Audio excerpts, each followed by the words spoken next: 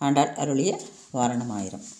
வரிசிலை வாழ்முகத்து என் நைமார் தாமந்திட்டு எரிமுகம் பாரித்து என்னை முன்னே நிறுத்தி அறிமுகன் அச்சுதன் கைமேலென் கை வைத்து பொறிமுகம் தட்டக் கணா கண்டேன் தோழி நான். அம்மி மிதித்தாயிற்று, அருந்ததி பார்த்தாயிற்று. அடுத்த நிகழ்ச்சி பொறியிடுதல்.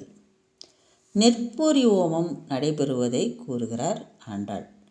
அக்னியில் பொறியிட்டு ஆகுதி செய்வது கணவனின் நீண்ட ஆயுள் விருத்தி அடைவதற்காக என்று கூறுகிறார். வரிசிலை. வரிசிலை என்றால் வில் போன்று வளைந்த புருவம் என்று பொருள். வாழ்முகம். வாழ்முகம் என்றால் ஒளி பொருந்திய முகம். என்ஐமார். என்ஐமார் என்றால் நின் தமையன்மார்கள் என்று அர்த்தம். வரிசிலை வாழ்முகம். ஒளி பொருந்திய முகத்தில் வளைந்த புருவங்களை உடைய ஒளி பொருந்திய முகத்தை உடைய என் அண்ணன்மார்கள். தாம் வந்திட்டு எரிமுகம். அவர்கள் அக்னிகுண்டத்தின் அருகே வந்தார்கள். பாரித்து என்னை முன்னே நிறுத்தி. என்னை முன்னே நிறுத்தி. அறிமுகன். அறிமுகன் என்றால் சிங்கமுகன். கோளரி. கோளரி என்றார் இல்லையா, கோளரி மாதவன். அதுபோன்று அறிமுகன் என்பது சிங்கமுகன் என்று அர்த்தம். அச்சுதன் என்கிறார். அச்சுதன் என்றால் குணவாளன் என்று அர்த்தம். குணம் நல்குணங்களை பெற்றிருப்பவர், குணக்குன்று என்று அர்த்தம். அச்சுதன் கை மேல் என் கை வைத்து. இங்கு கண்ணனே அச்சுதன். அச்சுதன் கை மேலே கோதை கை வைத்து பொறிமுகம் தட்ட கணா கண்ணன். பொறியிட்டார்கள் என் அண்ணன்மார்கள். அந்த பொறியை ஏந்தி கண்ணன் அக்னி குண்டத்தில் சேர்ப்பித்தான் என்று சொல்கிறார். அதுபோன்று கணா கண்டேன் தோழி என்கிறார் ஆண்டாள். அடுத்தது குங்குமம் அப்பி குளிர்சாந்தம் மட்டித்து மங்கள வீதி வளம் செய்து மணநீர் அங்கு அவனோடு உடன் சென்று அங்கு ஆணை மேல் மஞ்சனமாட்டக் கணா கண்டேன் தோழி நான். அடுத்த பாடல் திருமணம் முடிந்தவுடன் வீதியாக ஊர்வலம் வீதியாக வருகிறார்கள். வீதி வீதியாக ஊர்வலம் வருகிறார்கள். எப்படி? அவர்கள் அக்னி குண்டத்தின் அருகாமையில் இருந்ததனால் வெப்பம் அவர்களை தாக்கிவிட்டது. வெப்பம், உடல் வெப்பமாகியதை குளிர்விக்க செய்கிறார்கள். எப்படி என்றால் குங்குமம் அப்பி தாராளமாக குங்குமத்தை எடுத்து அவர்கள் மீது பூசுகிறார்கள். குளிர்சாந்தம் மட்டித்து சந்தனத்தை நல்லா குழைச்சி அதையும் நல்லா பூசுகிறார்கள். பூசி அவர்களுடைய வெப்பத்தை தணிக்கிறார்கள், குளிர்ச்சி அடைய செய்கிறார்கள். குங்குமமும் சந்தனமும் மருத்துவ சிறப்பு பெற்றிருப்பதை அறிந்திருக்கிறார்கள் என்று பொருள்.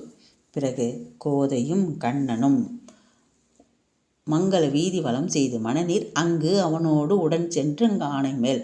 பிறகு கோதையும் கண்ணனும் யானை மீது ஏறி ஊர்வலம் சென்று வந்தார்கள். அதாவது அலங்காரம் செய்யப்பட்ட ஊர்களில்